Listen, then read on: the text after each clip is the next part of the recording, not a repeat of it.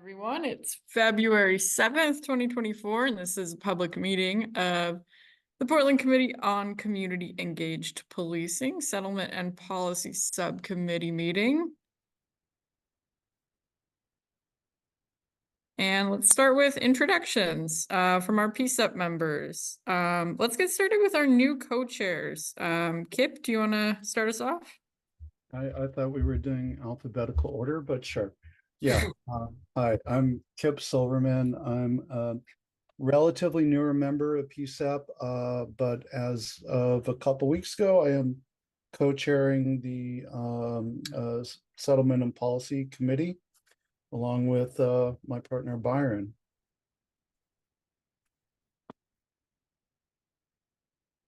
Byron?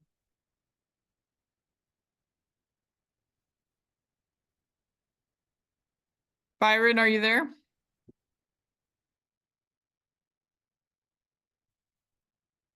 He's got a comment in the chat.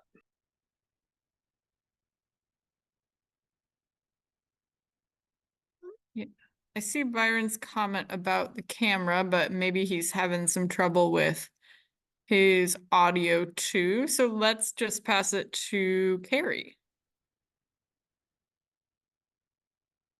Hi, my name is Carrie. I'm a PCCEP member since September of last year. And I'll pass it to Odelia. Hi everyone, my name is Odelia and I'm the co-chair of the Community Engagement Subcommittee, and I'll pass it to Tia.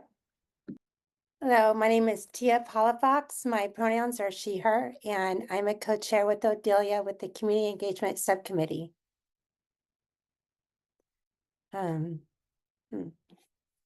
me see who's next. Nathan is here. Nathan? Nathan, we'd like to go next. Yeah, good evening, everyone. Nathan Castle, he, him, and member of this subcommittee as well as PCCEP for almost a year and a half now. And I'm trying to see who's next. Oh, if anyone knows who's next. I think Celeste is here. Thought I saw Celeste. Maybe. Well, I think we'll hold off on Byron unless he's there now. Byron? Okay. All right. Well, then let's move into introductions from any city folks who are here, PPB, DOJ, COCL team. And just feel free to jump in and I'll start us off. I'm Dory Grabinski, PCCEP project manager. Hi, everybody. Stephanie Howard from the mayor's office.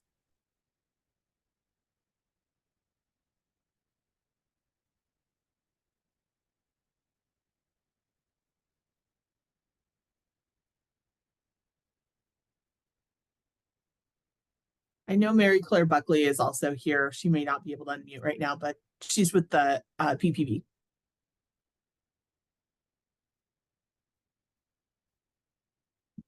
Sorry about that. Thanks, Stephanie. Yep, Mary Claire Buckley at Portland Police Bureau. Thanks.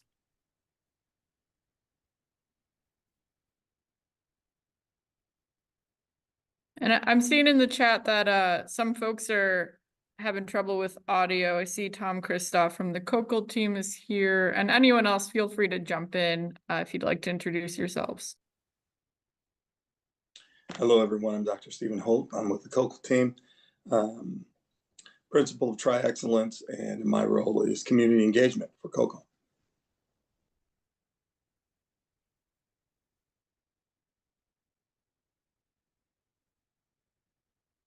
All right. Thanks for being here, everybody.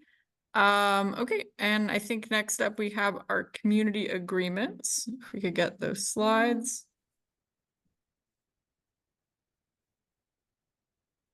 And Tia, would you like to read our community agreements? Sure. Listen actively and respectfully, share airtime, be present and open to new information and perspectives, assume positive intent, respect each other, respect the group, Speak your own truth, communicate, let me remove this. Communicate directly, honestly, and respectfully. Ask questions to clarify. Call out bias, be okay with ambiguity. Thanks, Tia. And I'm seeing in the chat, Byron might be with us now. I just want to give him a chance to introduce himself as one of the new co-chairs. Are you there, Byron?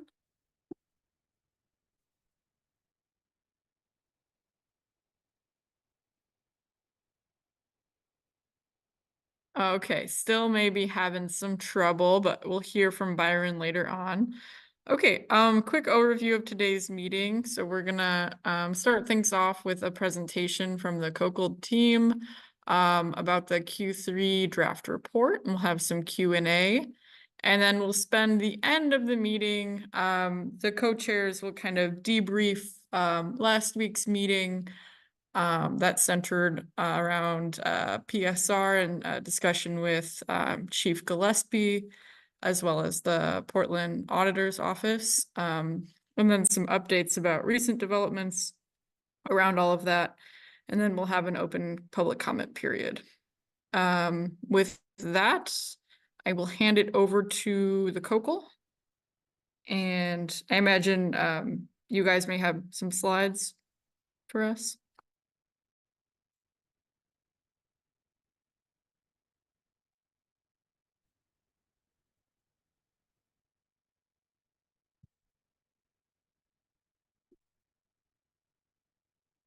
Tom, are you connected yet?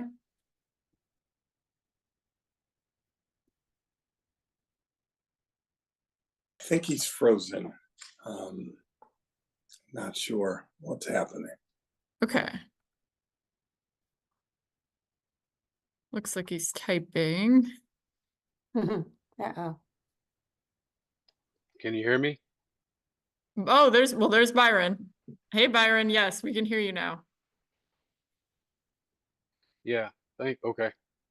Byron, go ahead. I think we're Tom is trying to get connected. So Byron, feel free to introduce yourself as one of the new co-chairs. Good evening, everybody. Thank you for attending the Settlement and Policy Subcommittee. My name is Byron Vaughn, co-chair. Am I supposed to pass it to somebody else, Dory? I think actually I do think a few other PCCEP members came in. I know I saw at least Ashley. Okay. Ashley, if you want to introduce yourself while we're still waiting here. Yeah, sure. Thanks. Yeah, Ashley Schofield. I like to use she, her pronouns. Just joining. Sorry, I was a little late, just trying to get dinner going. Thanks for being here, everyone. Dory, can you all hear me now? Yes, we can. Okay. I might have to do this without video because my screen keeps on freezing up with the video on. Okay. But what I can do is I can share my screen. And Dory, are we ready to go? Yep, go for it. Perfect. Good evening, everybody. Apologies again for my internet not being perfectly working tonight, but I can do this with my screen off for the moment, and then I can try to come on later so that you all know that I truly am here. My name is Tom Kristoff. I am the Compliance Officer and Community Liaison for the settlement agreement between the Department of Justice and the City of Portland. Tonight, we will be presenting our draft 2023 quarter report. This was released about 2 weeks ago, and we're presenting it tonight, and we will still have open comments until February 19th. But the whole point of tonight is just to give you kind of a summary of what we've done and our findings. So similar to our last report presentation, we did want to give a little description of kind of what the COCL does and what the COCL doesn't do. So we are completely independent of the city and PPB and the DOJ. While the city and the DOJ are under the settlement agreement and the Department of Justice is the monitor, we provide independent assessments of compliance. We collect and we review documents and data for each paragraph of the settlement agreement. And we take that review and we provide our quarterly reports and outcome assessments. What we don't do is we don't manage or direct the PPB in the city. We don't make final determinations of compliance, and we don't create additional reform requirements. We are bound by the settlement agreement just to assess what is in there. So like I said, we have kind of four phases of approaching our work. We do the information collection where we look at PPB and city reports, their data, their policies. We review their training. We do observations of training as well as other on-site observations. And then every quarter we take all of that information and we create a compliance report looking at each substantive paragraph of the settlement agreement. In addition to looking at each paragraph, we take PPB data as well as data that we collect on our own, and we conduct outcome assessments, looking at how the implementation of the settlement agreement has impacted different outcomes of interest.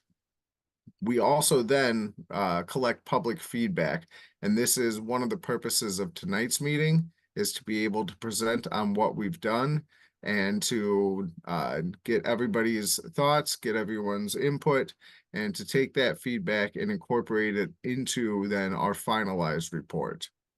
We also have an ongoing collaboration element with our community engagement team, and Dr. Stephen Holt is here, who's our community engagement lead, and he'll go into a little bit of the things that the community engagement team has been doing since we started as COCL in July of 2023. So with that, I will hand it off to Dr. Holt. Good evening, everyone. Look forward to our time tonight and look forward to some questions and some engagement around it. Want to go over how we have approached the community related to the settlement agreement. And I would offer that the ultimate goal and effort in our approach around community interaction is beyond just engagement. It's actually community relationships. It's our community connectivity. The hope is to connect with the members of our great city in a way that is meaningful, that's thoughtful, that's authentic, and that brings, creates a safe space for their response, concern, for our ability to capture that information, build some trust, and establish some ongoing interaction. Next slide, please. So this kind of walks through the philosophy I just talked about and identifies some of the things we've done. I won't expound on each of them, but I do want to take a moment and just speak to each. So we established relationships with community groups. And that means for us that there is more than just a checking of the box or just an identifying of groups. I'm native to the city, and I've been involved in a variety of things in the city for a long time, in nonprofit work and in community facilitation, engagement, some strategic development stuff with various organizations. So there are several relationships that have been established over the years prior to this work that I have leveraged, that I pulled on to make sure that there's engagement from the nonprofit, many nonprofit groups, some community-based organizations, some faith-based organizations, and then various other groups as well. We've been organizing meetings with the groups I've just were aforementioned, with the effort of making sure that there's an opportunity for people to begin to talk about what they are aware of, what they're exposed to, and then also create a space to gather some information that isn't necessarily within the settlement agreement itself, but kind of exposing us to capture where the heartbeat of the community is, especially those who've been trauma impacted. We've conducted some in-person community conversations. So beyond just the group settings, there's the one-on-ones that have incredible value that kind of is an ongoing philosophy of the work that we do and how we're approaching what we do. Began some planning for some listening sessions. We have a strategy associated with our community connectivity approach to bring smaller groups of people together and in the space, in a safe space, kind of create a way for them to share heart, share experience, share their history, etc. And then we participated in 2 of these meetings. Next slide. We have heard that there's an interest in additional methods to express feedback. People that we've connected with and individuals that we've been exposed to have a lot to say and would like to be able to connect to tell their stories and to have an assurance that stories are being captured and that their voices are being heard. And so there's a desire to do that in a variety of ways. I won't identify the specifics, but there are suggestions and requests to look at some creative ways to capture kind of in the moment feedback. Next box straight across, need for enhanced integrated mental health and law enforcement responses. Janie really can speak to this. Janie's role is to head up this section, so I won't try to go into the depth around that, but to say that there's continued expression for ongoing education and ongoing sensitivity training in this regard. And then there's a need for more effective community policing strategies. There is a real desire to establish a sense of consistency and continuity when it comes to police engagement and police interaction. I will give one simple example here. Like, and I'm fully aware that right now Portland Police Bureau is understaffed. However, there is a request from neighbors and neighborhoods to have consistent officers in their neighborhood. Could there be consistency so that relationships can start to be established? Can these officers get to know the community get to know the officers? And then there's skepticism about improved police relations. I'm sure there's no shock there. The skepticism continues to be high, enforced by those other 3 boxes. Next slide, please. So what we're going to continue to do, what's in front of us, is continue to assess community feedback, what we're hearing, what we're learning. We want to make sure that we're accurately capturing it. One of the elements that we have put in place that's unique, and that's kind of a feedback loop. So that's why I use the term connectivity in that engagement. So instead of going to have a session, gather information, and go about our business, we're having sessions whereby we're engaging with community, gaining input, putting that in the process, coming back, sharing response, and so forth, so that this becomes more connecting and more relational. We're going to continue to establish relationships, continue to establish our feedback loops, and then continue to serve as dedicated liaisons. I mentioned I'm native to the city. I'm as invested, I'm sure, as the volunteers who are in the space. Grew up on Williams and Wygant in the 70s. Very, very, very different Williams and Wygant than the Williams and Wygant now in the 2020s. Really want to see our city be safe and to do well. Next slide, please. And I think that's my part. Tom, back to you. So what I'm going to try to do is I'm going to try to come back on video. We've kicked all of the kids off of their tablets and computers. So I'm hoping that I don't have the same connectivity issue. One of the things, and I'll go back to this slide a little bit too.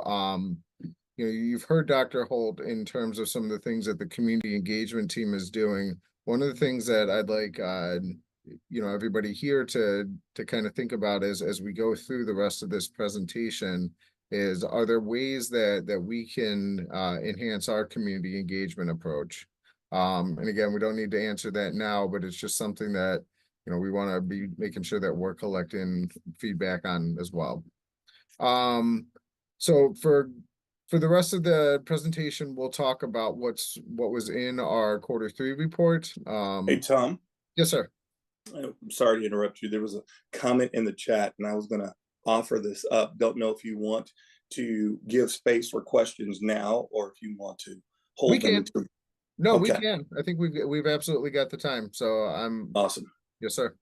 Yeah, I'm totally open to questions. I can't see your hands, so I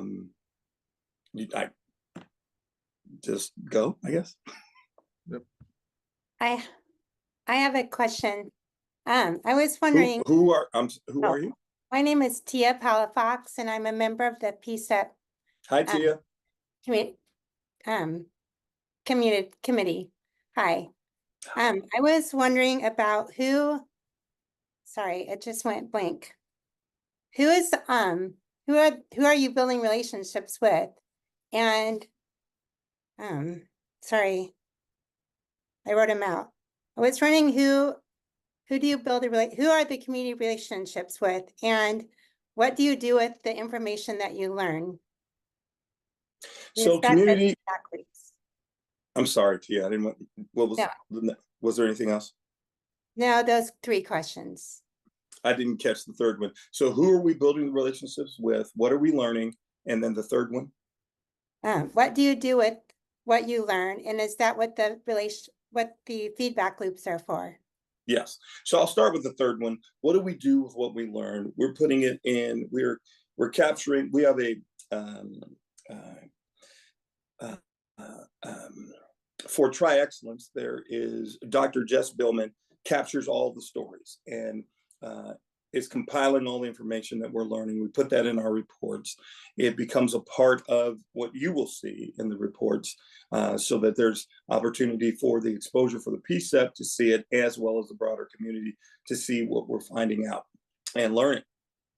As we're gaining information, it's interesting how many people groups are saying some of the similar things. It's been very informative to capture how many citizens are having the same concerns in terms of not only just the general public safety, but specifically about how officers are engaging with them. It's interesting that what has been shifting is there's a broader community of people who are now saying that officers don't have the same level of care, compassion, and sensitivity that they used to. So it's been very informative in that regard. We work with a lot of the community-based organizations. We've got a list of 80, and I could not rattle them off the top of my head. So we've got a list of 80 various nonprofit community-based organizations. We are doing our best to make sure that we're engaging with those who are marginalized and those who often have not had voice, not been brought to the table, and not been in the spaces. The people whose power often has been taken from them and then spoken over them and then given back to them, in that they're not in the rooms when the conversations are happening, people making decisions for them and then giving them directions for how it benefits them. So we're doing our best to make sure that we are involved with a variety of representation in the city. So I hope I answered all 3 of those. So, and so one of the things we're hearing too is over and under policing. It's an interesting thing. It's an over policing in that police presence in certain neighborhoods on a regular basis until you need them. And then when you need them, you can't find them. So it's an interesting dynamic of what we're hearing. Did that answer your questions? Yes, thank you. Oh, my delight. Any other?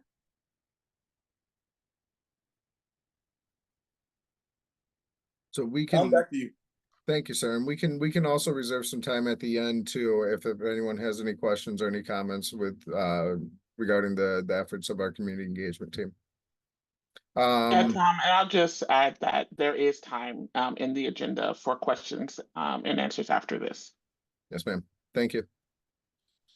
So we'll go into now our compliance ratings and our report card for each of the paragraphs in the settlement agreement. So we generally have 2 compliance ratings, 1 substantial compliance and 1 partial compliance. For substantial compliance, we have found that all of the elements of the paragraph have been met. For partial compliance, we find that there's still something lacking. And for these paragraphs, we provide recommendations for the city and PPB to achieve substantial compliance. In this quarter, we found an additional 8 paragraphs had reached substantial compliance. This now, from the COCL standpoint, again, I explained at the beginning how this Department of Justice's reports are independent from ours. Our reports inform theirs, but we do quarterly and they do annually. So in our most recently quarterly one, we have now found 83 paragraphs to be in substantial compliance. We found 5 additional paragraphs within the use of force section to now be in substantial compliance, and I'll talk about those in just a minute, as well as 2 paragraphs in the training section and 1 paragraph in the accountability section. This leaves 13 paragraphs in partial compliance, 2 in the use of force section, 2 in the employee information system section, 5 in the accountability section, and 4 within the additional remedies. So for section 3 use of force, where we found substantial compliance have been within PPB's use of CEWs, as well as their reporting of CEWs, as well as the reporting of all force and a complete force investigation. And I'll take a second to discuss this one, because these were some of the paragraphs that had changed into substantial compliance for this quarter. So what we do is on a quarterly basis, we take 20 use of force reports that range across all of the categories of force, with category 4 all the way up to category 2. We look at CEWs, we look at use of force against persons in mental health crisis.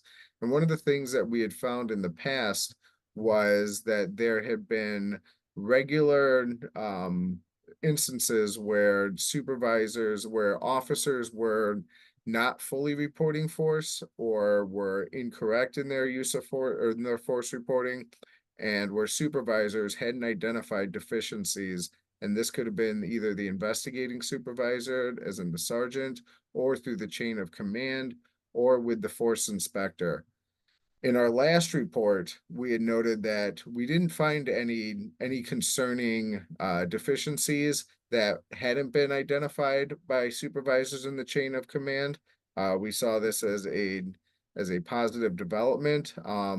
One of the things that we have to abide by is paragraph 33 in the settlement agreement that talks about consistent and verified performance. So for this quarter, we again found a second straight quarter of no significant deficiencies that were not addressed within the chain of command. So what this means is that the system that's in place as a result of the settlement agreement is working. Officers are reporting, sergeants are investigating, the chain of command is reviewing the investigating sergeant's investigation of the use of force, and that the force inspector acts as this final catch-all who looks at all of the force events. We found that entire system has now been functioning for 2 straight quarters where we have not found any evidence of it being deficient. So because we have 2 straight quarters, we have consistent and verified performance, and therefore we'd found this now to be in substantial compliance. So this affected several of the paragraphs. It affected the supervisor investigations, it affected the chain of command investigations, and the force inspector investigations. Kip, I know you've got your hand raised. Can I wait until after the training section? Because I think what we're going to do tonight, different from what we've done before, is kind of give a little bit of opportunity for comments and feedback interspersed throughout the presentation rather than waiting at the end. So let me just get through a couple of these and then we'll have a chance in a second. Other areas that we found in substantial compliance, the force audit and trend evaluation, we found this partially to be in substantial compliance. The force audit covers several paragraphs.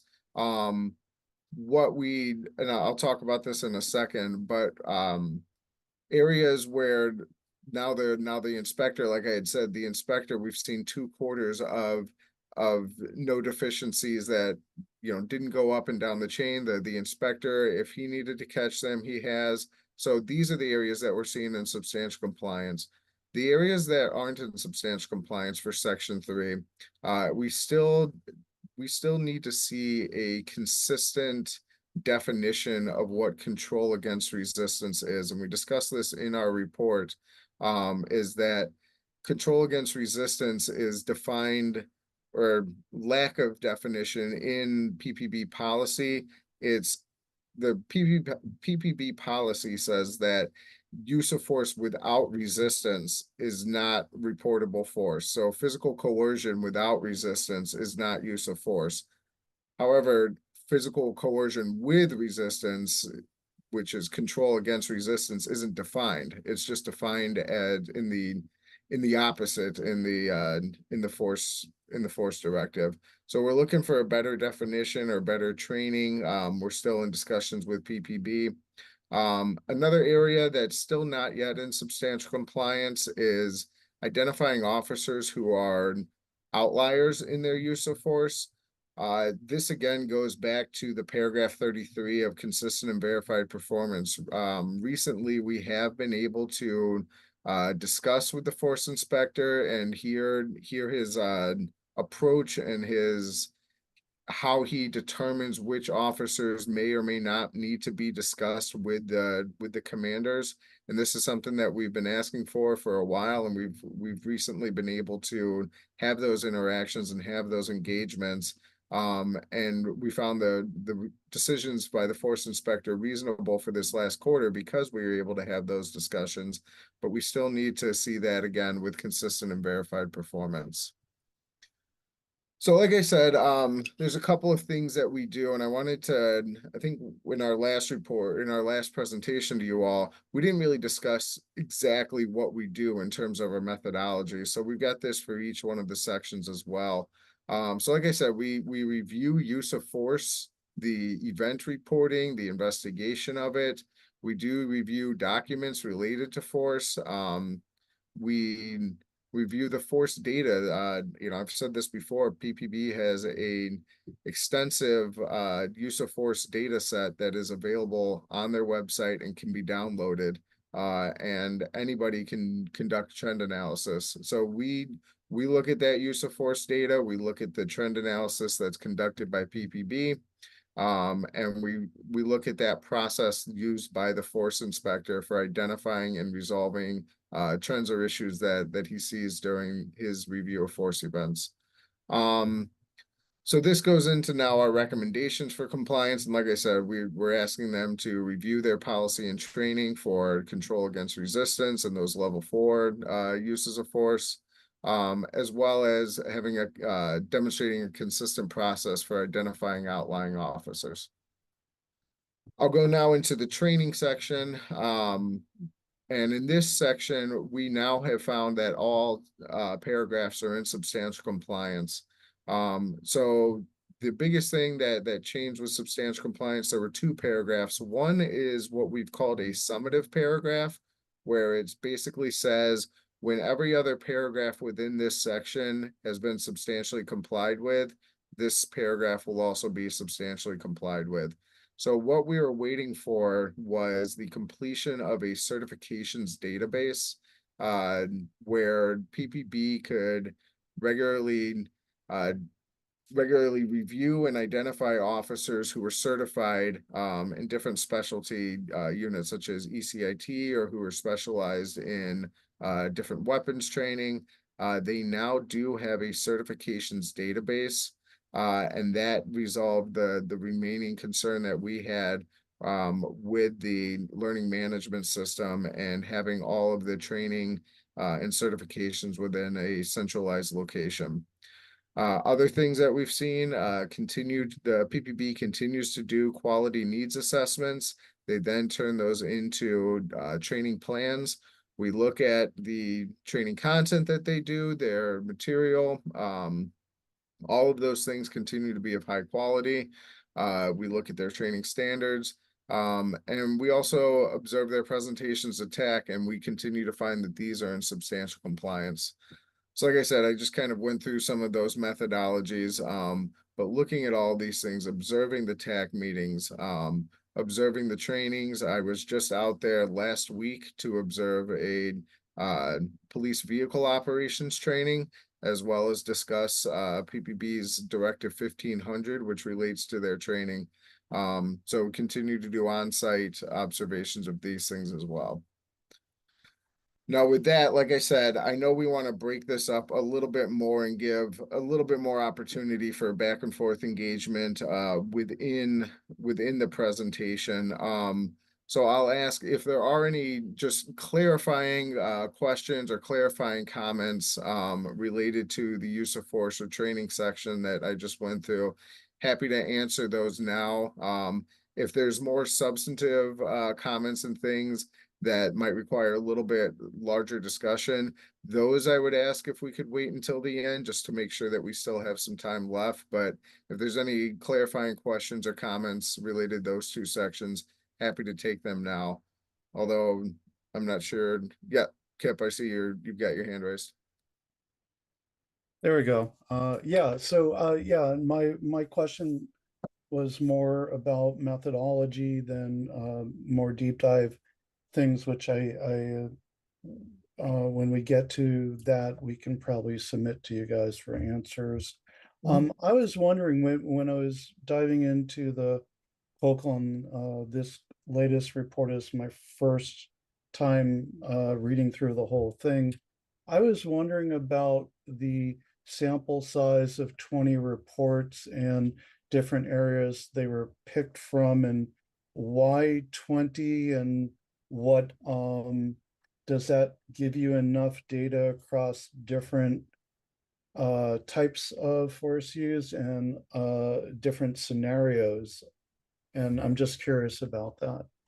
Sure. And one of the things that I'll say too is that our reports are designed to inform DOJ's reports, who do annual reports. So when we're saying 20 per quarter, we're also saying 80 cases per year that we can then look to DOJ and say, we've looked at, nearly 100 cases over this year, which does give a considerable range of event types, personnel, force types. It gives quite a large, like I said, quite a large range of things to consider. And I think what we've seen is, so when we identify patterns such as control against resistance, we're not seeing these over one or two, over 20. We're seeing these over, over 80 cases across 4 quarters. We're seeing things that are repeated, and that's really where our reports then can inform DOJ's reports and provide our input to that. So in answer to your question, yeah, we do get a fairly large range of different force types and different situations for us to be able to draw conclusions from. Okay. I don't have a follow-up to that right now. Let me check the chat real quick. So Jennifer, I know you've got out of how many total? I want to say it's about 10 to 15, 10% or so. I can double check that and get back to you. One of the things that this has just been a consistent number that we've used every quarter. So as the number, as the baseline or the denominator may go up or down, this is generally where our resources can support the number of reviews that have been done. But I can get back to you on the exact number. Thank you. Yep. So now we'll go into the community-based mental health services, which is section 5. This is a section that has been in substantial compliance for a while. We continue to find it in substantial compliance. The areas that we see in substantial compliance is the existence of the Unity Center, the collaboration with community-based mental health service providers, and the ongoing participation in committees focused on mental health and wellness. And again, this is not necessarily PPB or the city specific responses. This is just the community-based mental health services. So in terms of how we go about this, we review the status of the Unity Center, and we do review how PPB in the city participate with stakeholder groups. Again, with the understanding of what it is that they might be reasonably expected to be able to do, given that community-based mental health services goes beyond simply PPB in the city. We then go into section 6, which is crisis intervention. And again, this we found this section to be in substantial compliance for a while. We look at the operation of the behavioral health unit, which includes ECIT, which is the Enhanced Crisis Intervention Team, the Behavioral Health Response Team, and the Service Coordination Team. We also look at the Behavioral Health Unit Advisory Committee, which provides guidance and recommendations to PPB in the city. We evaluate, we've looked at the operation of BOEC and how they operate, their policies and their training. We also, one of the things that we need to make sure of is how PPB tracks and uses their call data. So one of the things that they do is they've got what's called a mental health template for any call that involves a call with a mental health component. And they use that data to see if there's any individual who's had 3 mental health templates written on them in the last 30 days. And what they can do then is they can take that data and they can refer them to the behavioral health response team.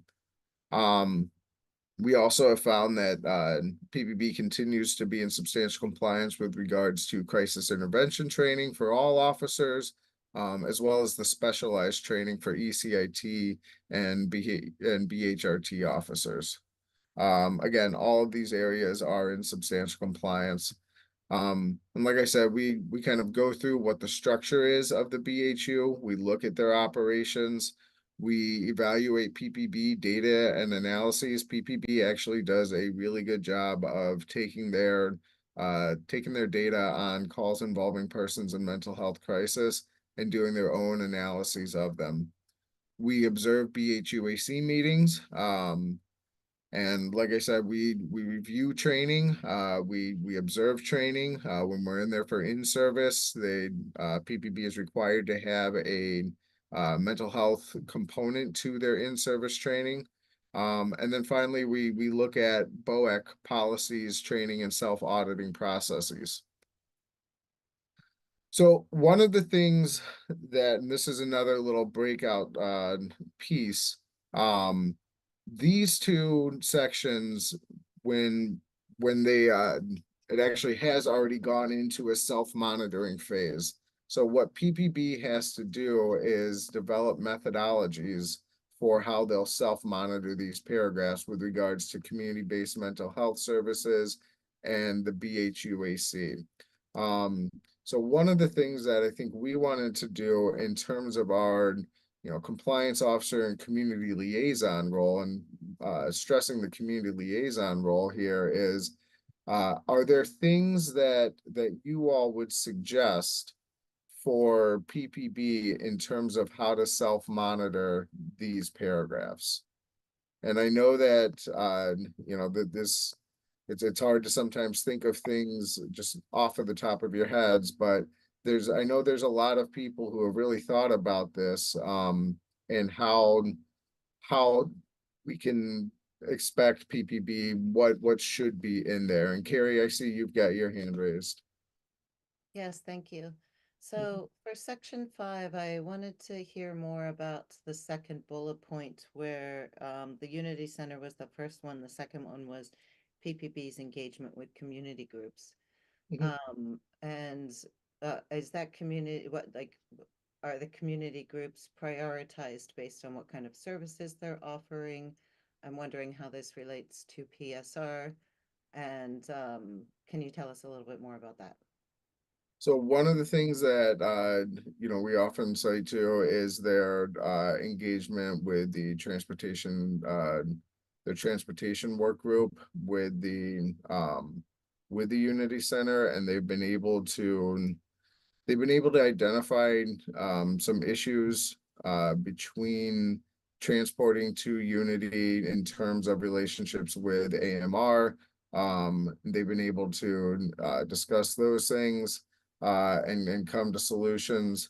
I'm pulling myself up to that part of the report too, because I want to be able to give you, it sounds like, are you asking for a specific specific organizations that they work with? I was curious on that slide, and then to hear more about the community engagement that was being assessed in order for it to meet the qualifications to be cleared. And then because PSR and the lack of funding is so relevant in our timeliness, I was wondering if it would be affected if that, if there wasn't that type of community engagement, would it affect their rating on this particular section 5? So I don't know that they would connect, or I don't know that it would impact their rating on this section 5. When we're talking about engagement with the community, the service coordination team attends the Legacy Community Outreach meeting that also has community partners. So there's a number of different projects that they discuss during those meetings. And like I said, I know we had talked about the the transportation work group. In addition, just the overall BHU remains active with stakeholders and partners across the community. One of the things with section 5, it was developed in anticipation of a state consent decree against the state mental health system. That consent decree never materialized. And so this section has always been kind of a difficult section to assess because it holds expectations for groups that aren't under the authority of the settlement agreement. And so, like I said, what we've kind of done is looked at how PPB and the city engage with stakeholders, and whether we see an absence of engagement, which we don't, but this has always been a difficult section to assess because it's not directed towards the city and PPB. It's more directed towards community care organizations. And like I said, we just look at how PPB and the city interact with those groups in general. Thank you so much for that clarification. Yep. It sounds though, Carrie, like you've got some insights into community-based mental health services. Is there ways that you can think of how they might be able to self-monitor these paragraphs? The committee has, the PCCEP committee has great insights. And as I learn, as the question came to me, I posed, but I'd love to pose that question to the larger committee. Sure. And I see Pastor Wisner with your hand up. Thank you, Tom. How are you? I'm doing well, sir. How are you? Can't complain, not at all. Just a busy day here. Great to see you as well as everyone. Forgive me for being late, just double tasking everyone. I was hearing and reading a little bit about the peer support groups that are partnering, I'm assuming, and trying to monitor more to be able to do like more support peering. And have there been any recommendations or any leads, like Folk Time, who has done a recent training for certifications for peer support intentional, and those groups there that might be able to have some more monitoring connections of how to see how officers are reporting along that way when they're dealing with their client base? That's kind of what I was looking at, thinking. Is that following some of the questions you're saying in there? I think so. And I don't know whether there's been any recommendations. I know Janie Gullickson on our team is on as well, and I defer to her expertise on this as well if she knows the answer to that. Hi, hi everyone. Sorry, I was late today and potentially missed introductions, but I'm Janie Gullickson and part of the community engagement team on COCL, and also have my granddaughter here tonight, so she's joining us as well. So that's a great question. Thank you, Pastor, for asking it.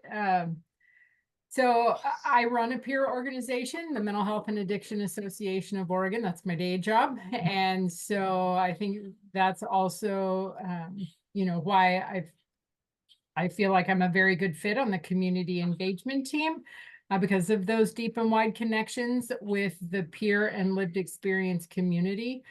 As well as, yes, Folk Time has that amazing training, intentional peer support. That was the first training I took 11 years ago as a peer support specialist myself.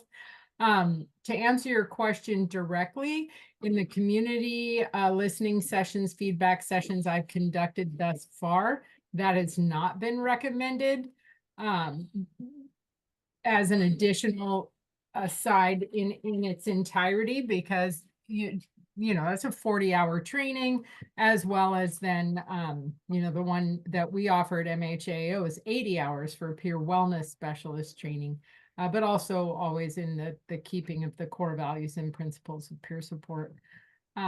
So I do know in the ECIT training in the peer portion, I've been able to present a lived experience panel as well as recommendations from the peer community. That's a 3-hour part of the much longer ECIT training, but we do get our presentation and lived experience in that way. So yeah, I think hopefully I answered your question. Well, you did. And I just actually got certified for intentional peer support in state.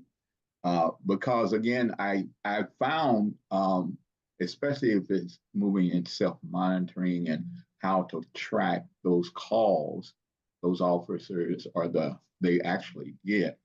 I think the more specialty groups who are able to manage how those look, I've been reserving myself a little bit here on the comment about more areas of PSR, but I think that Project Response and others who have done such a job of working, there are still opportunities that I haven't heard yet more of, but definitely in the self-monitoring areas of the phase of how they engage in that community. I know that after learning a little bit more about intentional peer support, there is a lot of opportunities on the one-on-one and then reports from those clients, which gives a different take on how interacting with them and giving a right report. So thank you. I don't want to take too much more time. Thanks, Tom. Yes, sir. I don't want to sound like I'm a pro either. I just learned the intentional peer support.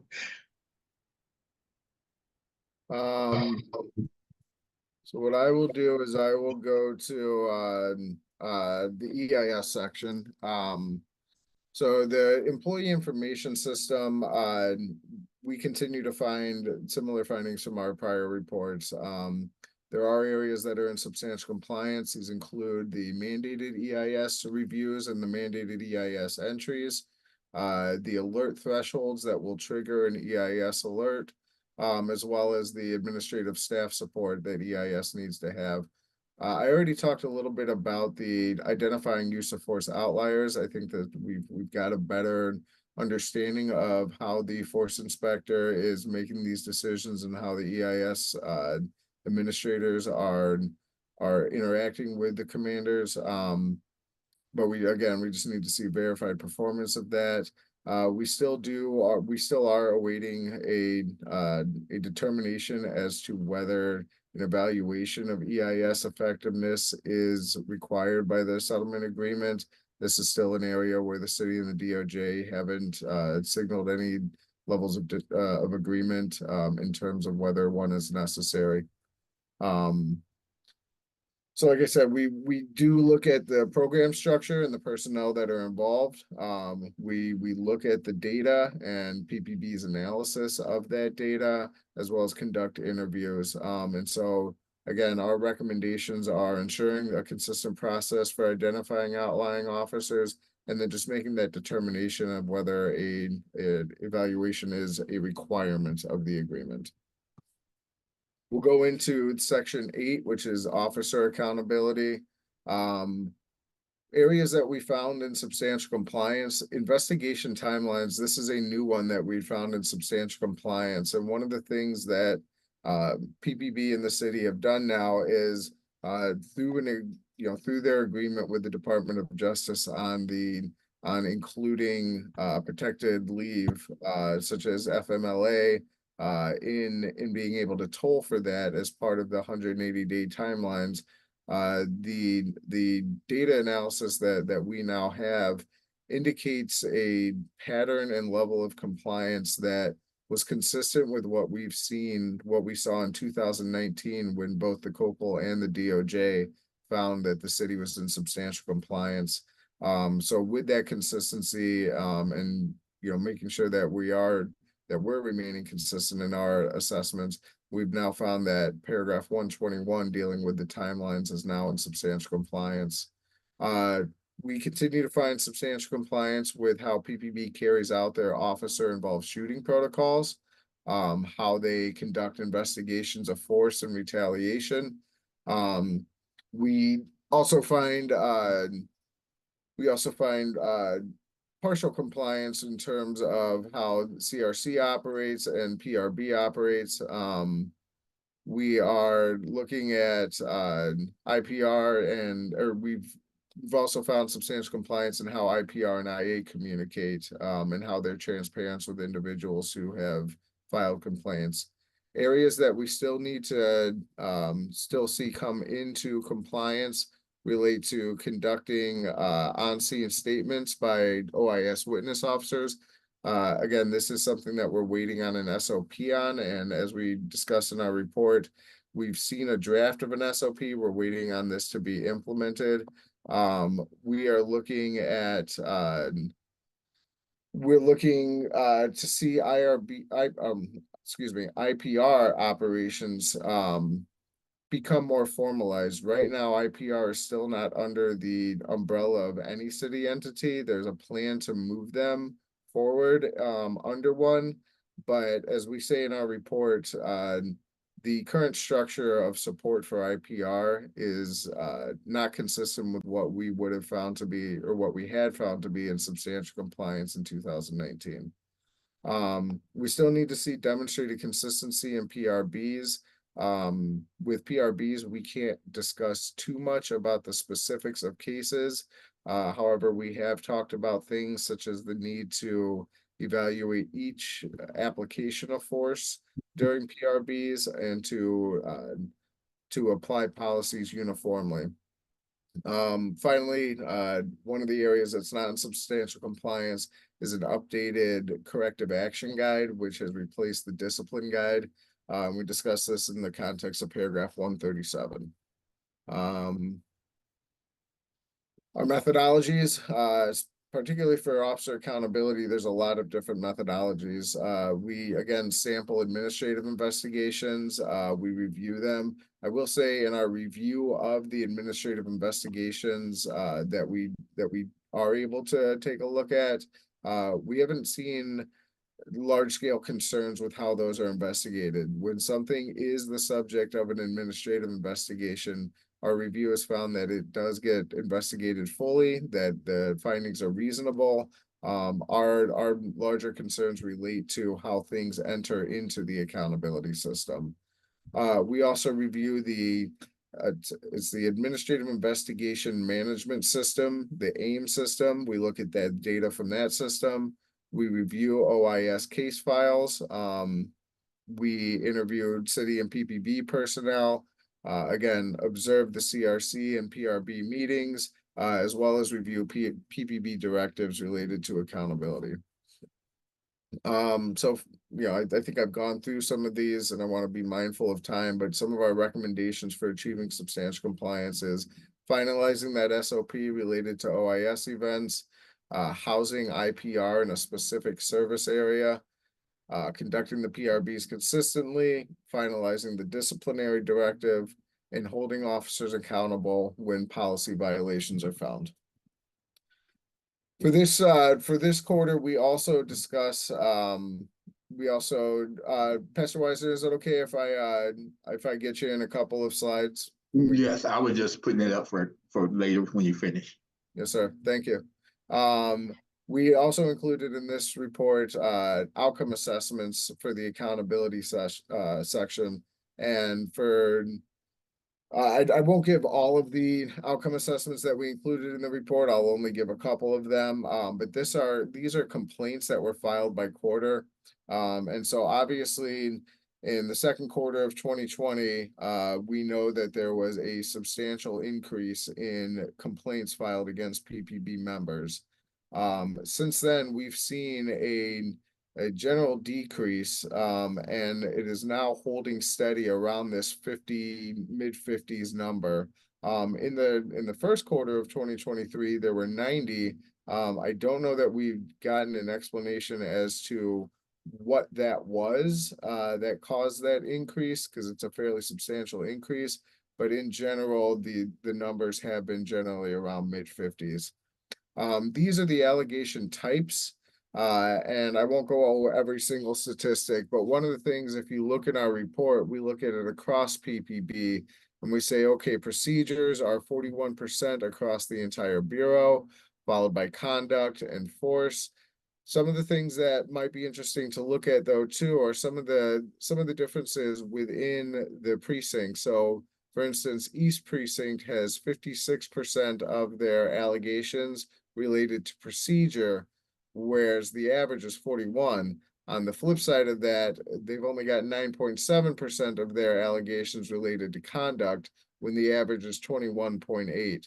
So again, I know we don't have time to go into all of the differences and all the variations, but this is just something where, as you're looking at our report, something to keep in mind. We then look at the allegation types and sustained rates. Again, with procedure, they are much more likely to be sustained. 40% of allegations related to procedure are sustained, 24% related to conduct. Then you look at courtesy, which is 6.3, disparate treatment 4, and force is 3. One of the things that I will say again, though, is when we're looking at the actual force events the actual complaints and the full investigations, we don't see things that are investigated incorrectly or where the findings are not reasonable. So one of the things that I want to say is, don't take a look at this 3.1% and say, well, they're not investigating these well. No, they are, at least from the ones that we've seen. And so we don't really have a great answer to why force is only sustained 3.1%, other than to say that the force investigations that we have reviewed are reasonable and they are comprehensive. So I'll ask real quick if there's any again, quick clarifying questions related to EIS and accountability, with the understanding that we'll have a full opportunity for discussion at the end of this.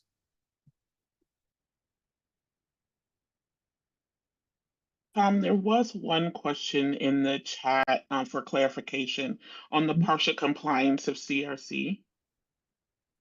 Okay.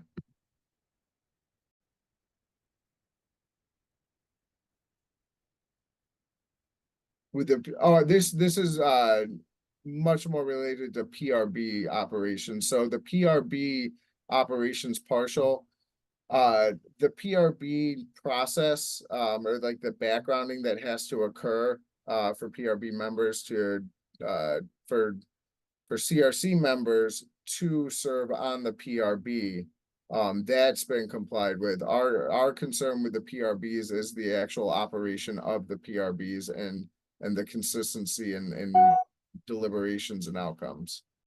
So that's not a CRC partial compliance. That's related to the PRVs.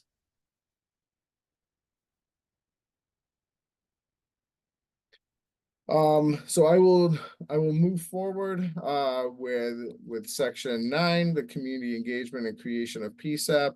Again, this is an area that we have found substantial compliance with. We look at the areas that we have found are the PCCEP operation, the administrative support, the community engagement plan by PPB and the annual reports as well, and the presentations, the traffic stop data that PPB needs to collect, and the metrics for community engagement and outreach. Again, some of the methodology that we use is to observe the PCCEP meetings, review the recommendations that you make and the city responses, interview city staff. I'll get into a little bit about our survey and interview with PCCEP members, because that was one of the things that we had done for the outcome assessment for this quarter. Again, reviewing the engagement plan and the metrics and reviewing the data and reports. So this is the outcome assessment, and one of the things that we did is I know Amy had sent a survey and had gotten some responses from PCCEP members. Obviously, there's not a lot of PCCEP members, and so getting survey responses, the N is not large, so this may not reflect your view on things for all the individual members, but we had 5 PCCEP members respond. We see there's a positive view of being able to fulfill authorized duties from the PCCEP members that we did hear from, particularly for soliciting information from the community and PPB, being able to make recommendations and receiving public comments and concerns. All 5 of the respondents of PCCEP members did indicate that PCCEP is fulfilling its mission. 3 of the respondents felt that the city provided a lot of support to PCCEP.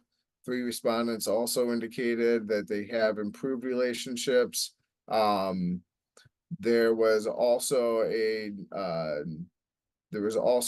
a felt need though for improvement in working with Portland's diverse communities. But all 5 members had indicated that they were doing outreach. I'll also say that although we say that there's been some improvements, or that many felt that there was a positive ability to fulfill their duties, all people indicated that there was always room for improvement. And finally, we will go into section 11, which is the additional remedies. There are 4 areas here that are in substantial compliance, and these are areas that were fairly straightforward. PPB had to revise their forced data collection reports. They had to add overtime. They had to be able to budget for overtime for training. They hired a civilian dean at the training division, the director of police education, and they released and shared their annual reports in a timely manner. The paragraphs that aren't in substantial compliance, these are the ones that will definitely have and will take a bit more time. Currently, their outside assessment of PPB's and the city's response to the protests in 2020, that final report has been released. There will be a 6-month follow-up. What we are looking now for is for PPB to take that assessment, turn it into a needs assessment for training and provide training. And again, the IMLLC will be coming, that was the group that had done the assessment. They'll be coming back in 6 months to conduct another assessment. Paragraph 192, these are 4 different investigations stemming from the 2020 protests. Right now, all 4 of these are active, and so there's not much that we can say about these other than that they are ongoing. Paragraph 194 is a requirement to implement body-worn cameras. PPB's recently completed a a pilot for body worn cameras. And we're awaiting full implementation, which will be this year. And then finally, the creation of the Community Police Oversight Board. This I can take a second to discuss. During this quarter, the PAC provided their recommendations to the city of what the new oversight board would look like. In response, the city passed a separate or I shouldn't say separate, passed their recommendations for the oversight board. Right now, the city is in negotiations, I believe, with PPA, and will be presenting a set of recommendations to the Department of Justice to amend the settlement agreement to account for this new oversight board. With that, I will say thank you. Our report, like I said, is a public draft at this moment. We always welcome comments. We always welcome feedback. If there's something that we need feedback by February 19th so that we can finalize this report. What I'll also say though is that if there's suggestions for future monitoring, please share those with us as well, so that we can take those into account and share those with a future monitor as well. So with that, I will say thank you very much, and I will stop sharing my screen. All right. At this time, we're going to open up for a little bit of space for questions, Q&A. And so please go ahead and raise your hand to speak your question out to the space. PCCEP members will be prioritized, but it is open for folks to ask questions from the community as well.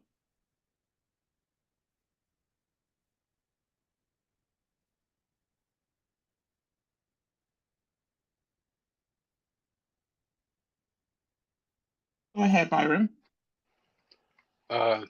Thank you, Frida. Good evening, Tom. Can you, just a question real quick. What do you mean, what does conduct consist of? Like, you don't have to go deep into it, just what is conduct? What is like? So I know that there is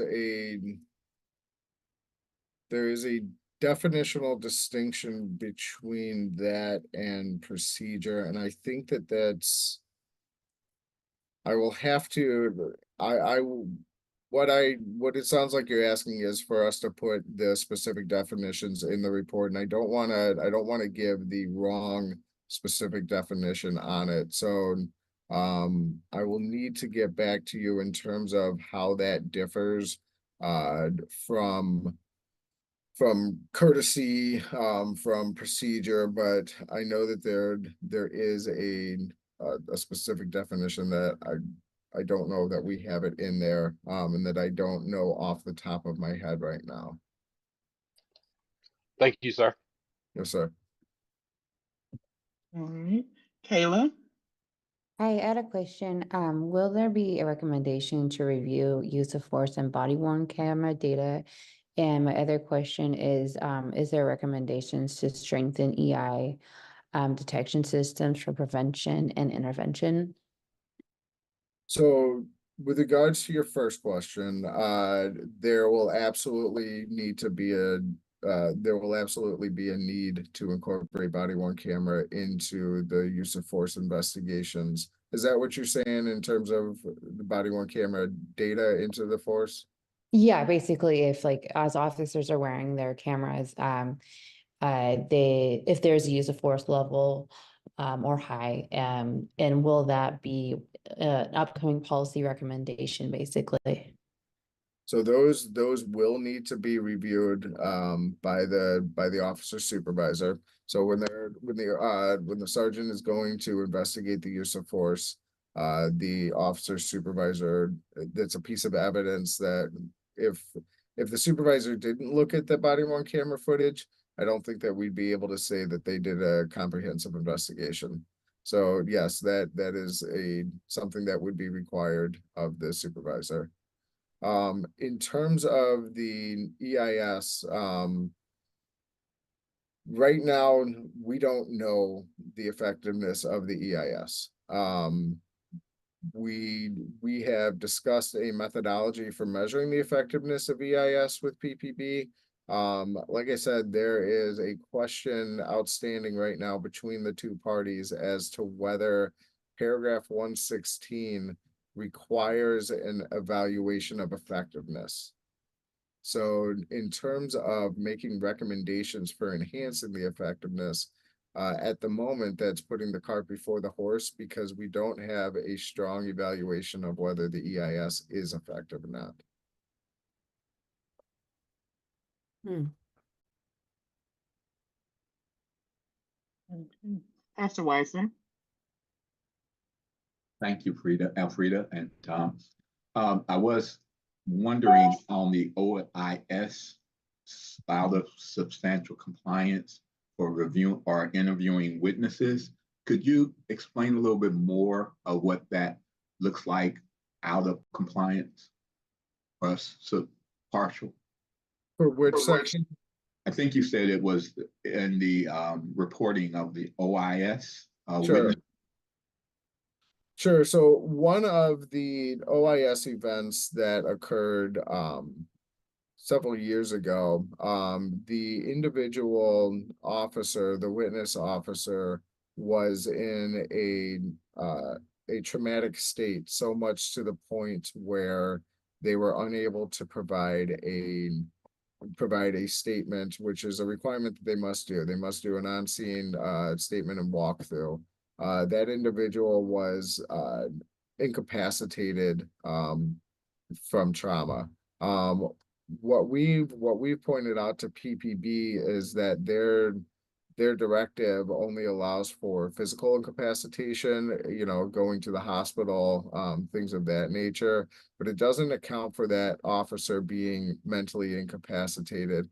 And we don't have an issue with recognizing that. What we've asked is, how is that determination made? I think we'd hesitate to say that an on-scene sergeant can just make the assessment of mental incapacitation. And so we've just asked them to put into a policy or SOP what that looks like. Like I said, this last quarter, we have seen a draft SOP that I do believe will address the issue. Right now, we're just waiting for the SOP to be implemented. It's not, though, anything related to PPB refusing to interview witness members or anything like that. It's really a small consideration, but one that has shown to occur, and that we've asked PPB to account for if it was to occur in the future.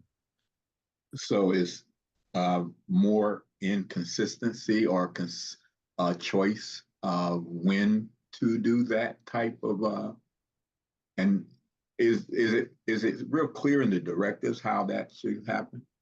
No, and that's what we've asked, is how they make that determination, how that determination is made with mental incapacitation as opposed to physical incapacitation.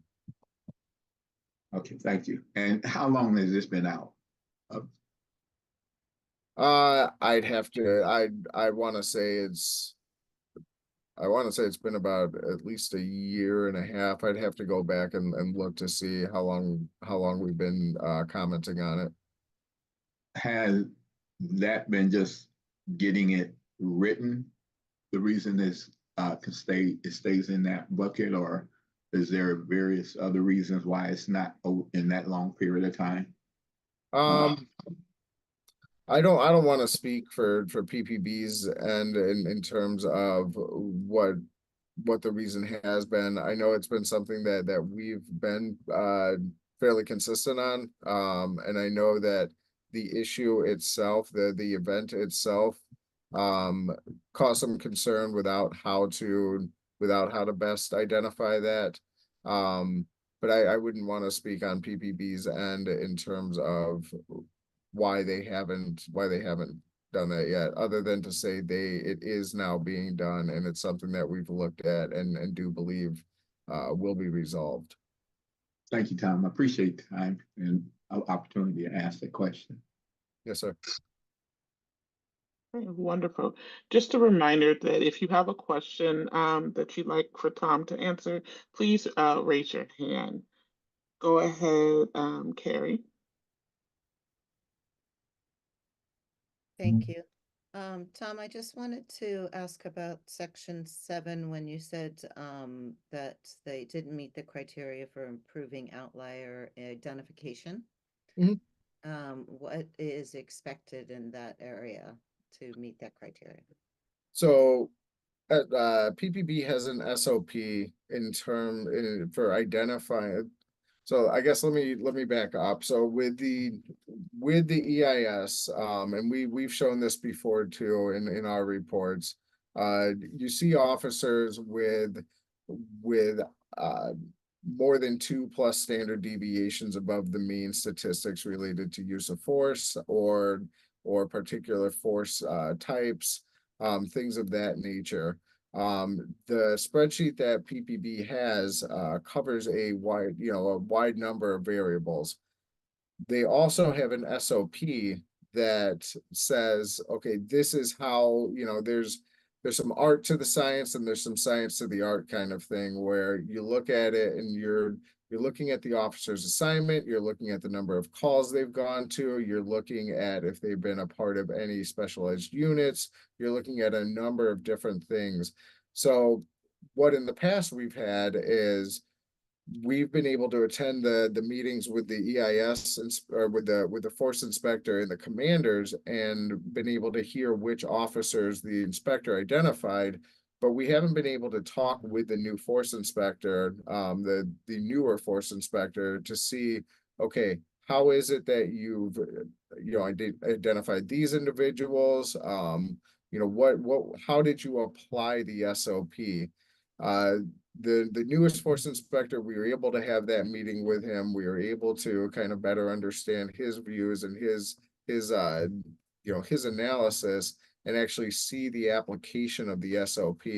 And one of the things that we have to be able to do is not only see the fact that there is an SOP, but it's a trust but verify kind of approach, where we see the SOP, and this quarter, or this most recent quarter, we've been able to verify the application through that conversation with him. And again, we need to see this occur in more than one quarter to be able to show consistent and verified performance. But that's been the issue with that. Thank you very much.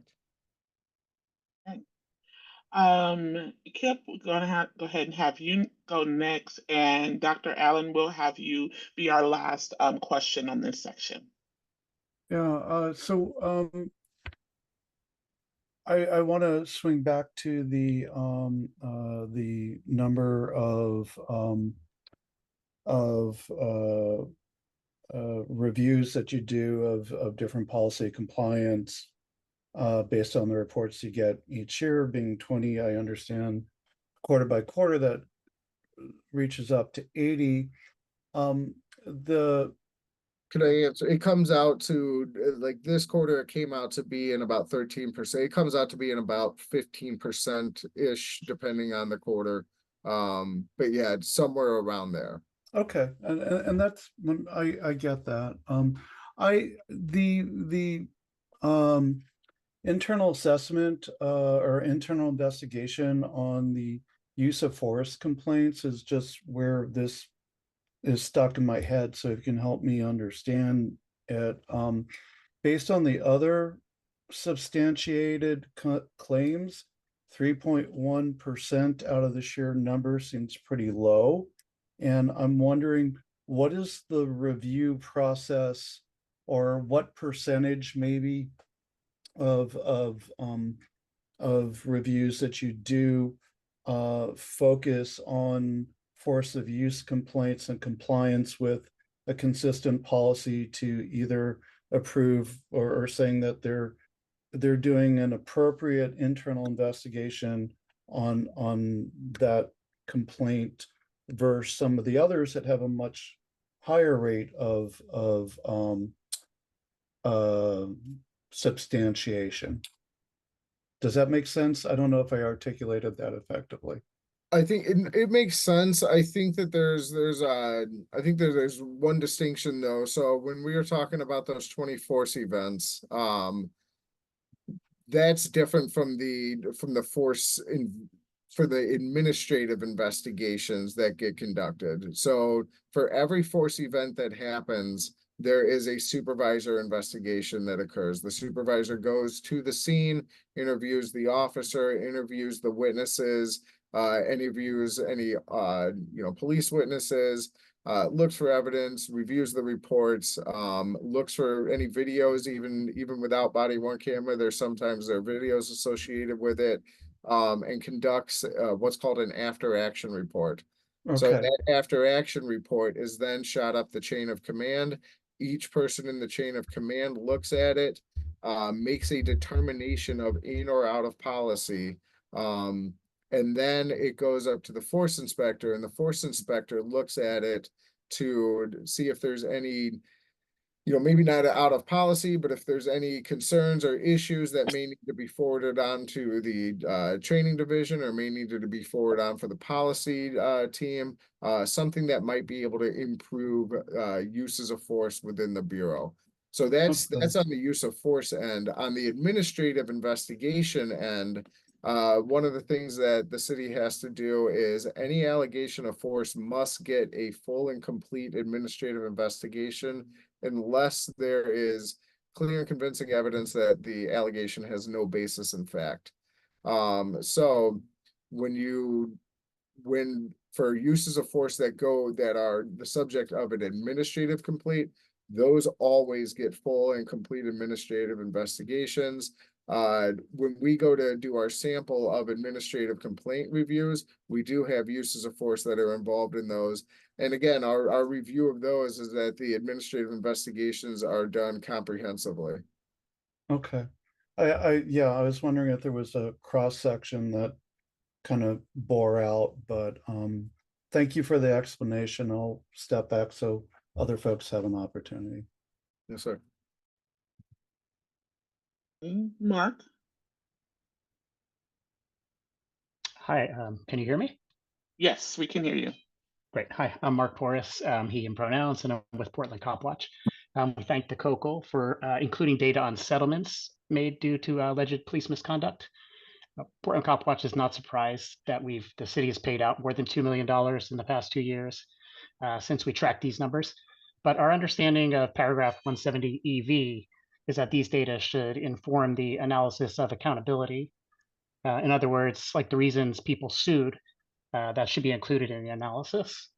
And while it's true, except for a judge or jury award, no wrongdoing is implied, the city should want to improve its policing by seeing what leads to people filing suit. Our observation is that in addition to a few deadly force incidents, which should get a more thorough analysis, most of the payouts since 2021 have been for force used at protests.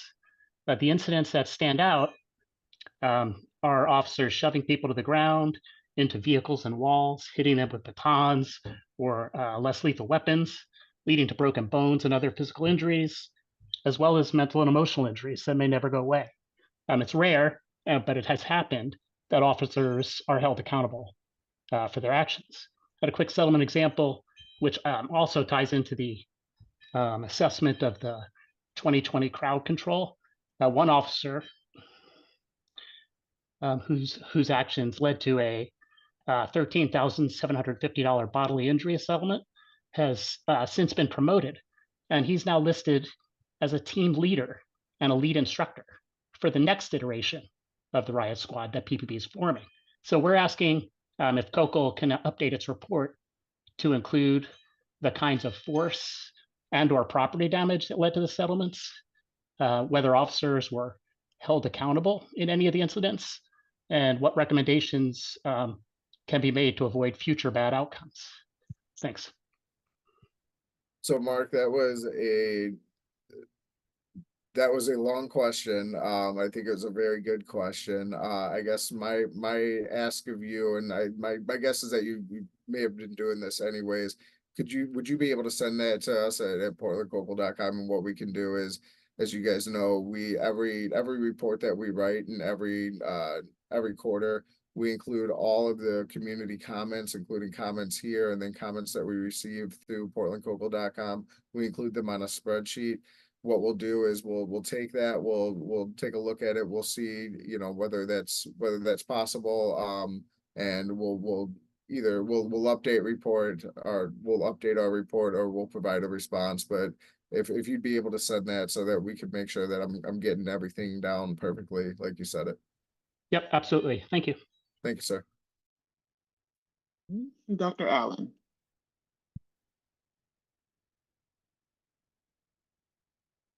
I think I'm going to say something that could use what Mark said, and for that matter, what Kip said, as foundation for what it is I want to say.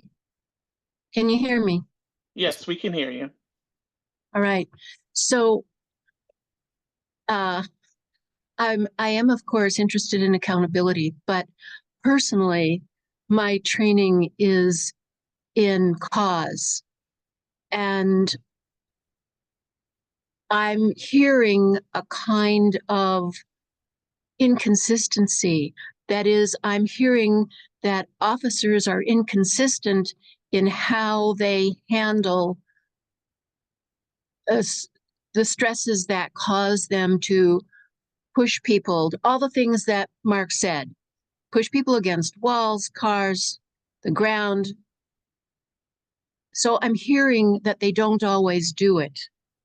If they did always do it, I suspect that the process would do more. So that they don't always do it says to me that that kind of inconsistency is consistent, as a matter of fact, with PTSD. And I'm interested to know whether officers, especially because many of them come from the armed forces, are screened for PTSD, and do they get further screenings after these kinds of behaviors? Aggressive behaviors, in my mind, should trigger screening for PTSD. And is that in any way accounted for when you start thinking about what to do about these aggressive behaviors, Tom? So I don't know that I can, I guess I can't say this for sure, but most police departments do those screenings, you know, pre-employment. I think what you're talking about, Dr. Allen, and this is something that I am always extremely interested in, is early intervention systems. In Portland, it is the employee information system. And those are designed to identify officers who would benefit from some type of proactive outreach to get services or to get some type of intervention to them to avoid potentially career-ending behaviors or potentially problematic behaviors, is how it's discussed in the EIS literature. This is, and I know that I had said this to Kayla too, this is why I think it is important to measure the effectiveness of PPB's EIS system, is to determine whether the interventions that are being provided are having the impact that they're designed to have, whether that system is working. Because what EIS systems really are is for the benefit of the officer, to be able to get the interventions to avoid those types of situations that I think you're talking about. Thank you. It's not my place to say they are doing or not doing, just that this is my observation. This is my question what I wonder when I hear what other people say, like Mark and Kip. Yes, ma'am. Okay. Well, at this time, we want to go ahead and shift to the second agenda point. But Byron, I see your hand. Do you have a question for Tom right now? Or are you doing co-chair duties? I was doing co-chair duties, and I was just making a comment on what was just said, that intervention has to be done, yet you're dealing with adrenaline. And so when you and I want to, my comment is about adrenaline. If you're out there in the streets and you're in gear in clubs and fighting the opposite and your adrenaline is rushing, that has to be taken into account on how do you manage that adrenaline.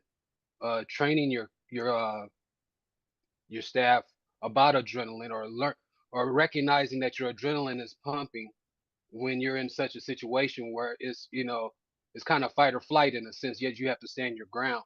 So it might sound like with the PPB, I'm looking for a little, a little compassion there. And yes, I am, because I believe we need the PPB in some ways being functional and cooperative. But yet with adrenaline, again, with adrenaline rush and the adrenaline that you have to deal with, I think that is something, I don't know if the PPB has something to do with that. And that would be it, Frida. Thank you for giving me the time.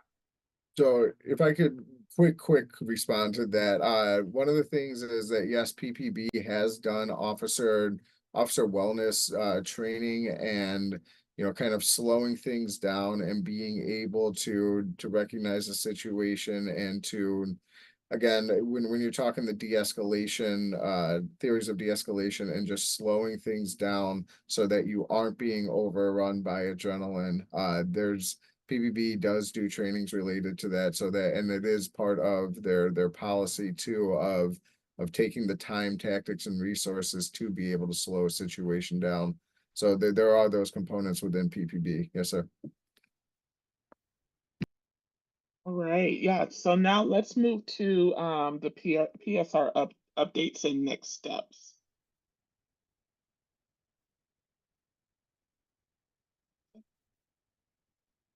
Okay, Byron and Kip, not sure who has this section. I think you can go to the next slide. So, I mean, we don't have too much time left, but shifting gears really quickly here. I'll just hand it over to you for whatever you want to do with this time.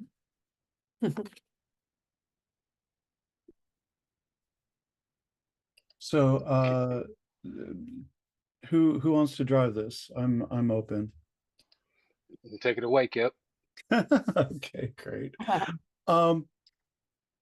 So we met last week or last Wednesday and had a pretty good conversation about Portland Street response. We had a pretty impressive turnout for it, so thank you all. Please keep telling everyone to show up to these meetings, because it's the community engagement and public input that really makes a huge difference. We had Chief Gillespie talk about a lot of the challenges that Portland Fire and Rescue is facing budgetarily.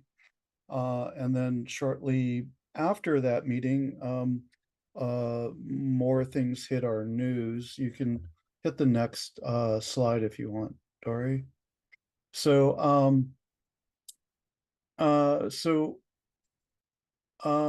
yeah, there was a budget work session that was held yesterday. I was able to watch some of it, not all of it, but there were discussions about an $11 million shortfall for Portland Fire and Rescue. And there were some questions about why that shortfall exists. I don't think that's anything we need to get into here, other than I think there are good questions that came up from our meeting Wednesday about planning resources and having a solid understanding of what a success framework for Portland Street response should look like. And we heard that there were some challenges with resources to determine that. And out of that, I think there were also some things that came out of the budget work session that maybe supported that maybe there's not enough engagement or resources to be able to fully plan as well as what should be happening. Let's go to the next slide. So the options that were offered in the budget work session were the first two. Neither of them are ones that I was thrilled to hear about. One of them, of course, being cutting 3 million from Portland Street Response, which is already a organization that is struggling for not having the funding it needs to currently meet the demand. And with even at the current funding level, expanding it is not going to happen. So cutting it back would be to severely impact folks in our communities that most need help in low acuity situations. There was also talk about cutting back on some rescue squads and closing a firehouse, and all of that is pretty horrific sounding from a community safety standpoint. The option two was to find some money that would still lead to a $3 million cut to Portland Street Response and cutting fewer rescue units, which is still not a great solution. And option three was, of course, find the money that you need to run the programs to help keep us safe. But that's also, from my perspective, a current state funding, and it still doesn't address some shortfalls we have. So there are still challenges regardless. Let's go to the next slide, or the final slide on this, I believe. So Commissioner Rubio had said that, Byron, did you want to jump in? No, please continue. I'll wait till you're done. Okay, cool. Commissioner Rubio had proposed taking money from the Portland Clean Energy Fund to do a one-time funding gap approach, I guess, to one-time allocation. I should just read what's on the screen. To keep Portland Street Response funded going forward until I'm assuming until they figure out how to stabilize things long term, which I think is a pretty interesting proposal. I'm not sure how that happens going forward, but it is one solution to keep things running. I think beyond that, we still need as much community support to come out and saying that that's great for a stopgap, but we need to solve for this ongoing. And I'll stop there. Byron, if you want to jump in. No, I just had a comment on this whole thing with the PSR and just wishful thinking. I don't know if this is something that can happen. As far as PSR has a blueprint, it has a business plan, and I'm looking at this from a perspective of owning a business, and it has all it needs. And maybe if the community could write a letter with PCCEP, not necessarily being there in person, but yet certifying the letter that's saying that we back this situation. Maybe you can even bring in some of the PSR higher ups to help solidify a better business plan to bring to maybe, if not the county, if they don't want to pick it up, the city, which can't, or maybe a private entity can pick it up and say, hey, you guys look like you really are, you have all your substance, you have all your figures, and how you're going to expand and how you're going to help out here in these situations. So this is just me doing community reach out to the people that are on this call right now. If they think they can bring up a plan, or get outreach with the PSR, and hopefully tighten up a business plan where they can present it to somebody like you would be presenting to a bank that you need funding for, because it doesn't seem like anybody cares. And I wish that I was in control, because I care about something like this and be able to put it into plan. And that's all I had to say about that, Kip. Yeah, no, I appreciate that. And Ashley, I think that's perfect moment for you to talk about ongoing community support and input, which I assume is where you're going. Yes. Well, yeah, thanks, Kip. I just wanted to sort of chime in and I think PCEP we've sort of committed making this a priority because of its, the connections to sort of the settlement, in the spirit of the settlement and sort of the spirit of finding alternative responses to for community members in crisis. And so, yeah, I think we've talked last week about the importance of, why PCEP finds is important. I think this is just like, I think we're just PCEP can be one piece of a really like, what needs to happen is like a really like wide net of community partners coming together. And I actually think that is happening. And I think yesterday's work session, it was really great, I think, to hear the mayor and hear Commissioner Rubio, kind of take charge and say that there is support for this and they are hearing the community. So I think for PCEP, I think for us to consider is like, there's definitely urgency, but we've got to just be careful about like where the energy is spent and kind of thinking about how we like layer this attempt to make sure that PCEP's doing the due diligence of connecting and informing the community. So I think we're doing that, and I think we're finding those avenues. And I also wanted to say, Celeste and I as co-chairs, we have our quarterly meeting with the mayor this week. And, this is kind of one of those topics that we want to bring up because we want to make this a collaborative space. If PCEP does move forward, say with a recommendation of our own, right? Like part of our strategy with those recommendations is to make sure that we're independent from the city, but that there's this collaboration with the mayor's office around how our recommendation can really, be meaningful and really be thought out to be actually carried out.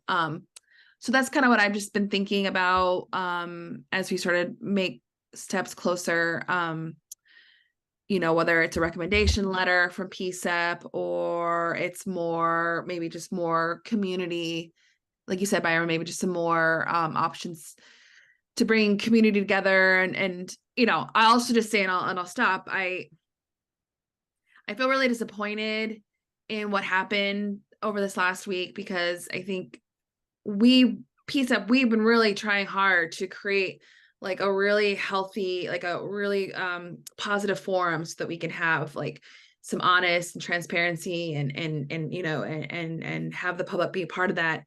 And, to be honest, just to hear Chief Calypsi in yesterday's budget presentation, kind of give this presentation about something that we asked him last week about, and he kind of gave us the runaround, and I just want to acknowledge that, and I'm not saying that there's this ill intent, but I think it's just kind of sad because how do we as PCEP and really upholding our mission to keep the community connected, like when we are working with partners in the city and they're not being completely truthful with us and they're not wanting to work, and they're I kind of walked away from this week feeling like we were lied to. The PCEP was lied to last week, honestly. And I think I'll say that strong word because we asked about the budget.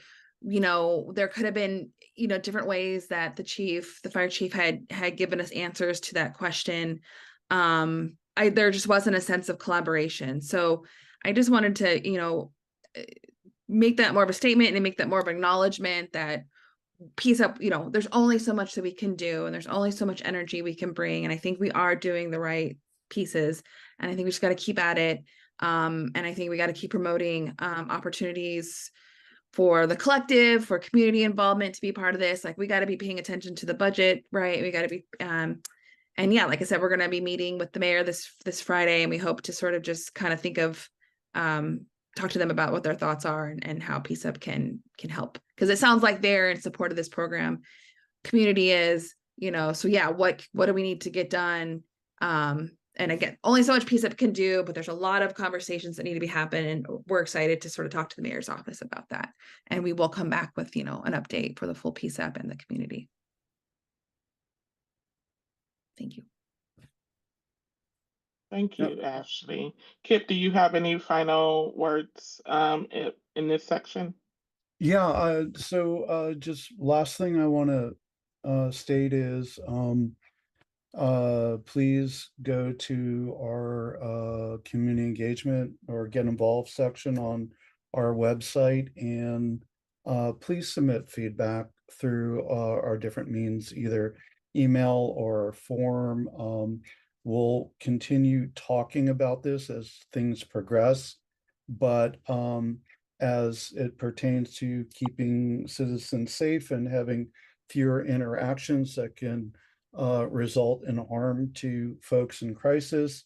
This is definitely part of why we're here. So the community's voice is critical on this. So I can't say it often enough. Please submit feedback to us, fill out the form, send emails, and give your opinions, and tell everybody else you know to do the same thing. Right. Yeah. Thank you, Kip. And we're dropping some links to ways to be in connection in the And chat. follow us on Instagram, yes. And so now we're going to move to open public comment. And just a reminder, in open public comment, this is a place for community to discuss anything that was, or ask questions or comments on anything that was discussed today, or in other agendas of PCCEP and other community pieces. So go ahead and raise your hand. Dan, I did see earlier you had your hand up and then you lowered it. So wondering if, yeah, go ahead, Dan. Oh, thank you. Yeah, this is Dan Handelman. I use he, him pronouns. I'm with Portland Cop Watch. Well, what happened was I was planning to bring up the issue about the 3% sustained rate on use of force. Then Dr. Christoph addressed part of that, which is that unlike the other kinds of complaints, every use of force allegation has to be investigated. But this gets to a larger issue that we've been on about for many years at Portland Cop Watch, which is that the sustain rates should be to the allegations that came in the door, not the number of cases that got investigated, because then you probably see 3% across the board. So it actually, it makes the Bureau, or the IPR really, look like it's doing a stronger work when you have an 8% sustain rate, but that's 8% of the cases that got investigated, not 8% of the cases that came in the door, because they dismiss about 40% of the cases. So I think that's probably why those numbers are different. I also want to just, while Dr. Christoph is still listening, I'm not asking for a response, just to let you know and let you PCCEP know that we are working on our comments for the full report, and so we will get those out before the deadline. It was a little distressing that we didn't learn about the existence of the report until almost a week after it was actually posted, but we'll try to get it in by the deadline anyway. And thank you very much. Thank you, Dan. Are there any other questions or comments from the community?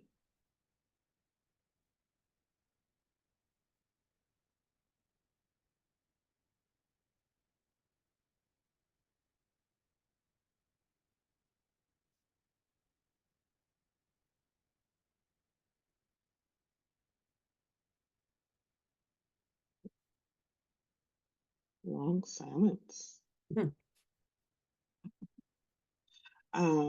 Thank you, Tom. Tom put a chat or a comment in the chat, just reminding you to reach out if you have other comments or questions for the COCL report. Email address is in there, and so please don't hesitate to reach out and continue to contribute your feedback. Okay. Alrighty. Yeah. We do have a slide in here. PCCEP members, any business to touch on before we go? Any volunteers needed, next steps to decide before we wrap up here? We do have that standing item at the end of the meeting now. I want to comment on the silence. This kind of silence is what often happens when there has been a description of some kind of really blatant, unreasonable behavior. And for us to be lied to, and I completely agree, Ashley, that we were lied to. That's what this silence is about.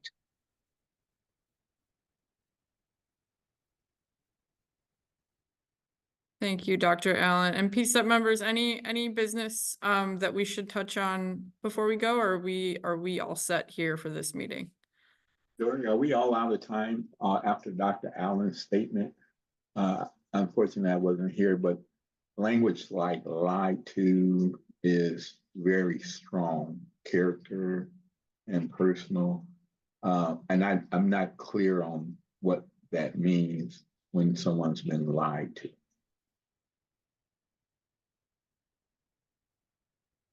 I believe that Dr. Allen was referencing Ashley's comments about some of the possible discrepancies between what PCEP heard in the meeting, the subcommittee meeting last week, and what was reported on in the press. Am I hearing that right?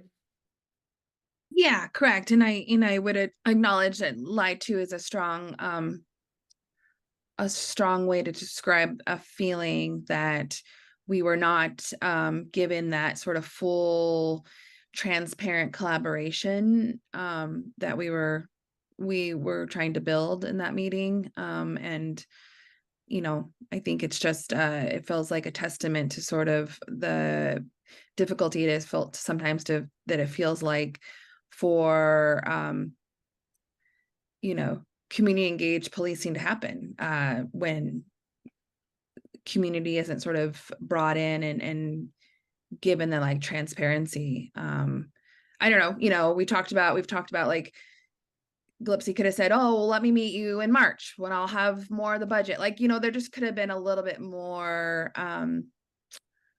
transparency and kind of straightforwardness with us last week, knowing that they were going to present what they presented this week. So I was just trying to, because I missed it last week, and I apologize to those questions that I'm having for trying to figure out the thoughts here. What was the objective for PCEP's information to write out of? And was there anything taken that was given as that expectation of what you were wanting to walk away with, and then you heard after? That's why I was wondering, is there more information, or was there more information that did not be asked, or how does that look? Tia, would you be willing to read the comment you put in the chat? I think that's a good summary of what is being described about that meeting. Would you be willing to read that comment, Tia? Okay, yes. I feel like what we're talking about, Pastor, is we in the meeting last week asked Ryan Gillespie directly, what is the budget, so we have something to fight for?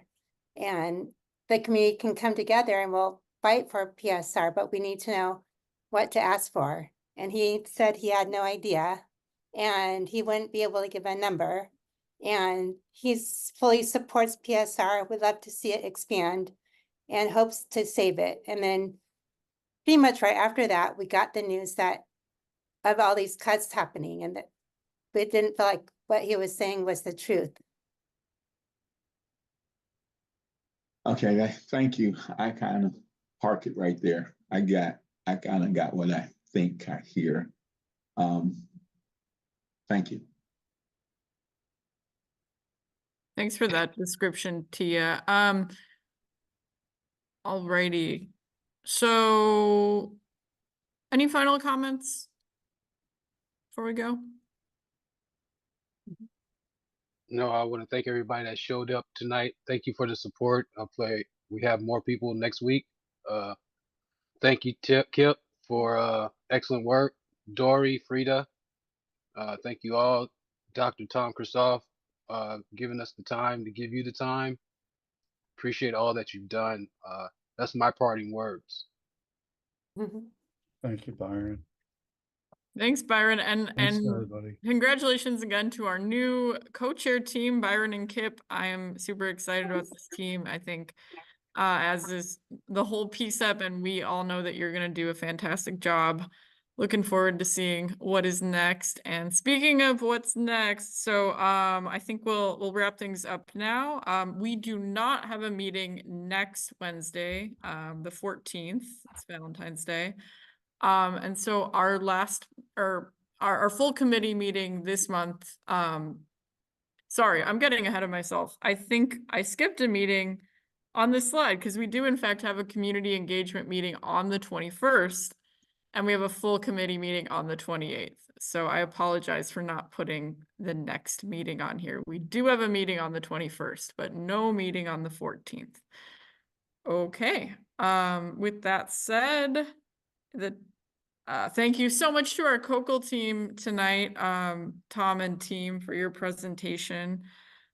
Super helpful and informative. Thank you to our PCCEP members, Afrida, our facilitator, and our accessibility support. And with that, it is 8:02 p.m. and this meeting is adjourned. Thanks, everybody.